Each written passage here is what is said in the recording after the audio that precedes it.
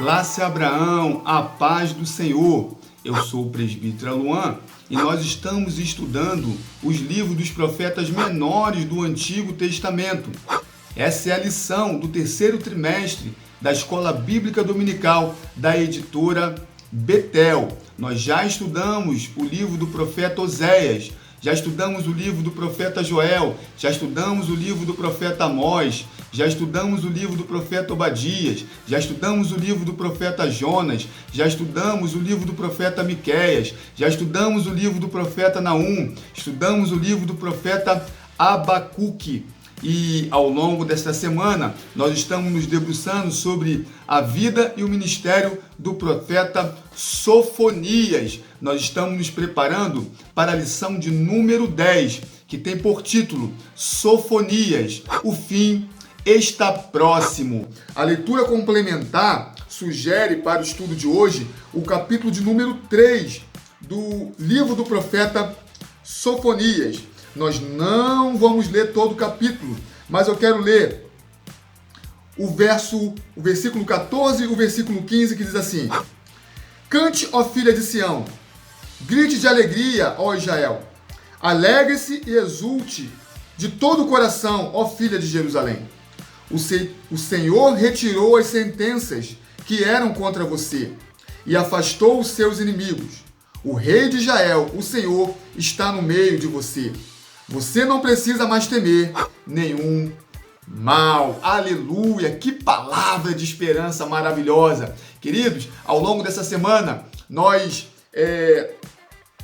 já estudamos e aprendemos muita coisa, né? Hoje eu vou encerrar o capítulo 3, porque no devocional de amanhã eu vou postar, né, um breve resumo sobre o que nós estudamos e também sobre a lição. Então não perca. Se você não conseguiu estudar aí durante a semana os nossos devocionais, no último dia, né, no sábado, eu sempre coloco um resumo, né, um chamado resumão, né, sobre tudo que nós estudamos e olhando também um pouco através do que o comentarista da lição quer nos apresentar.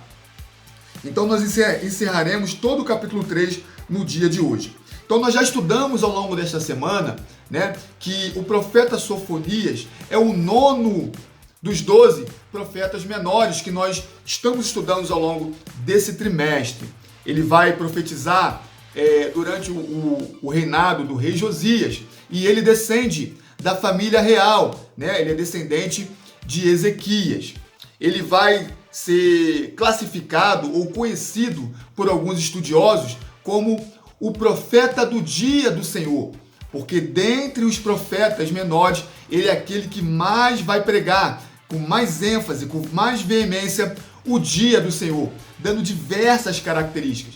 Então o profeta Sofonias, ele vai trazer a mensagem, vai direcionar a sua profecia a Israel, que no tempo do seu ministério era basicamente, né, era unicamente o reino do sul, em Judá, com sede em Jerusalém.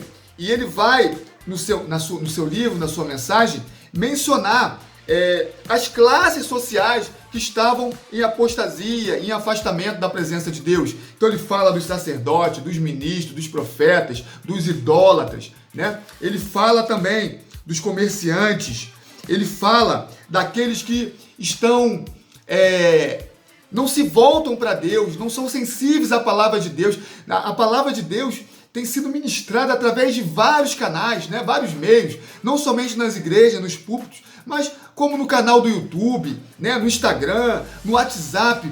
A palavra de Deus, através da internet, sobretudo, né, no período que nós vivemos da pós-modernidade, com o advento da internet, tem encontrado entrada em todos os âmbitos através da internet, e ainda assim tem pessoas que endurecem o seu coração e não se voltam para Deus. A condenação também é para essas pessoas, é também para aqueles que iniciaram a caminhada e se afastaram, né? Nós vimos tudo isso. É também para aqueles que estão descansando na borra do vinho, né, achando que o juízo do Senhor não virá. Ele vai dar característica do dia do Senhor, vai falar que será um dia de angústia e tribulação, de ruína e destruição, de trevas e escuridão, de nuvens densas e trevas, né? Dia onde a trombeta vai tocar e grito de guerra serão ouvidos, né? Então nós vimos também no capítulo 2 que o foco era para Judá e Jerusalém, mas ele menciona também no capítulo 2 outras nações. É interessante no capítulo 2 que ele vai citar os filisteus, ele cita Moabe e Amon, ele cita a Etiópia e a Síria. E ele vai reservar o capítulo 3 para Judá e Jerusalém. Então ele começa dizendo no capítulo 3: ai da cidade opressora, rebelde e manchada, não atende ninguém e não aceita disciplina, não confia no Senhor, nem se aproxima de Deus. Queridos, essa palavra, o verso 1 e 2, é para o povo de Deus. Ele está dizendo que o povo de Deus virou um povo opressor e rebelde e está manchado pelo pecado. Ele não atende a ninguém. Deus levantava os profetas para profetizar.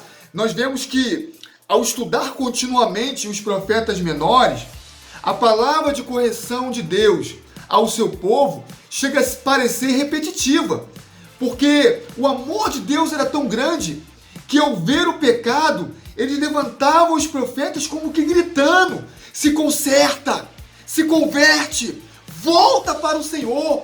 E a palavra de Deus no verso 2 diz que eles não atendiam a ninguém e não aceitavam a disciplina.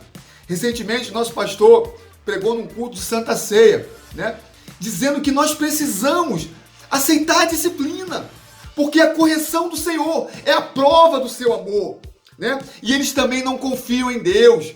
O povo de Judá, quando diante das ameaças, né, nós estudamos que as potências da época eram o Egito, a Síria e a Babilônia, né? Então, quando uma dessas nações sitiava Judá, né, cercava Judá para a oprimir, ao invés de eles buscarem no Senhor o socorro, muitas vezes eles faziam aliança com a Síria, eles faziam aliança com o Egito, eles faziam aliança com a Síria para tentar fugir daquele jugo.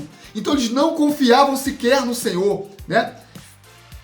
E Deus está dizendo que por esse motivo eles seriam destruídos.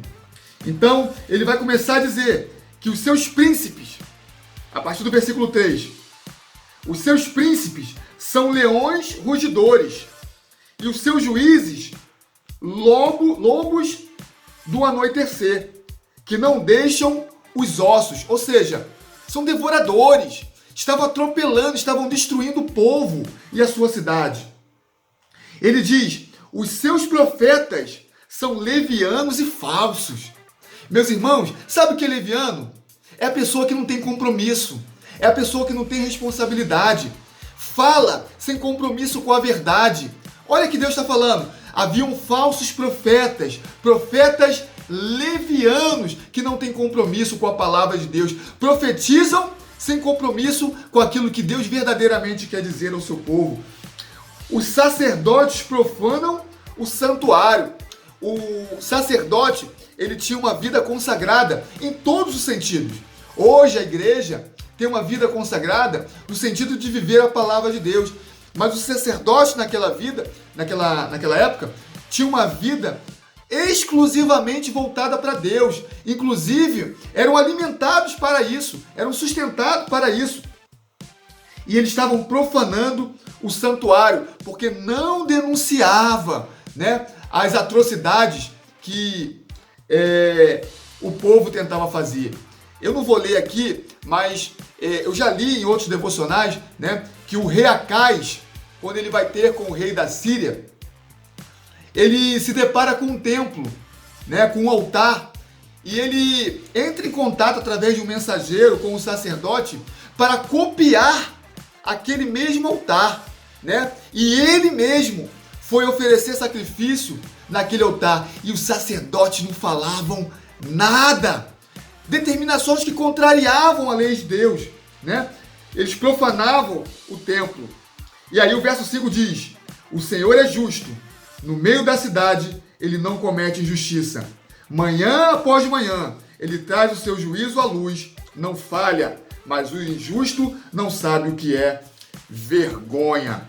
E a partir do verso de número 8, o profeta vai trazer uma palavra de esperança. E aqui eu encerro o meu devocional de hoje. Porque essa mensagem de esperança, ela tem um cumprimento, assim como a mensagem de juízo tinha um cumprimento imediato, que era o juízo que seria trazido pelos caldeus, pela Babilônia, e também um sentido escatológico, que é a vinda de Cristo, que trará juízo às nações.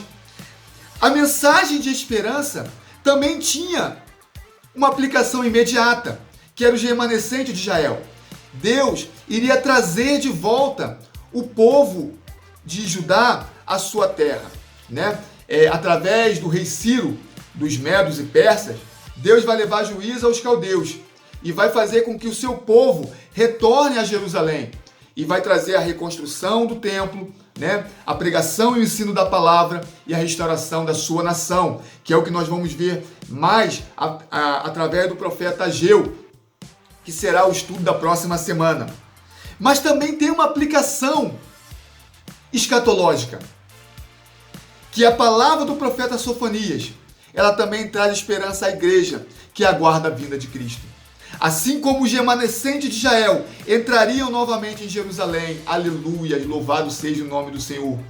Deus tem escondido um povo, tem guardado um povo que entrará na Sião, na Jerusalém celestial. Então ele diz no verso 9: então darei lábios puros aos povos, para que todos invoquem o nome do Senhor e sirvam de comum acordo. Querido, Deus tem nos guardado com lábios impuros.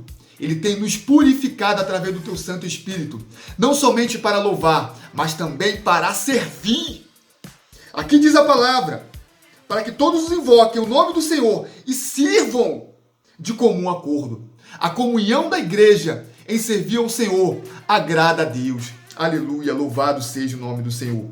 E no verso 14 ele diz: cante, ó filha de Sião, é alegria. Grite de alegria, ó Israel. Alegre-se e exulte de todo o seu coração, ó filha de Jerusalém. Verso 15: o Senhor retirou as sentenças que eram contra vocês e afastou os seus inimigos. O rei de Israel, o Senhor, está no meio de vocês. Você não precisa mais temer nenhum mal. Aleluia. Ainda o verso 16, que é o texto áureo, né, da nossa lição. Naquele dia se dirá a Jerusalém: não tenha medo, ó Sião, não desfaleçam as suas mãos. Aleluia, querido.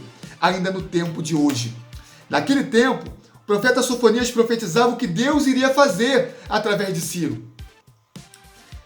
E ainda no nosso tempo, Deus tem anunciado o que ele vai fazer através da igreja na vinda de Jesus Cristo. Querido, não tema. Aleluia, louvado seja o nome do Senhor. Não desfaleça de medo as suas mãos, porque o Senhor, através do seu Santo Espírito, tem habitado no meio do seu povo. É Ele que nos fortalece, é Ele que nos guarda, é Ele que nos consola, é Ele que nos fará entrar nas mansões celestiais. O Espírito Santo de Deus é o penhor, Ele é o selo da nossa salvação. É através dEle, é por Ele, é para a glória dEle que Ele salva o seu povo. Amados, que esta palavra traga alegria ao seu dia, traga vida ao seu dia, fortaleça a sua fé em Cristo Jesus. Tenha uma sexta-feira de bênção e de vitória no nome de Jesus.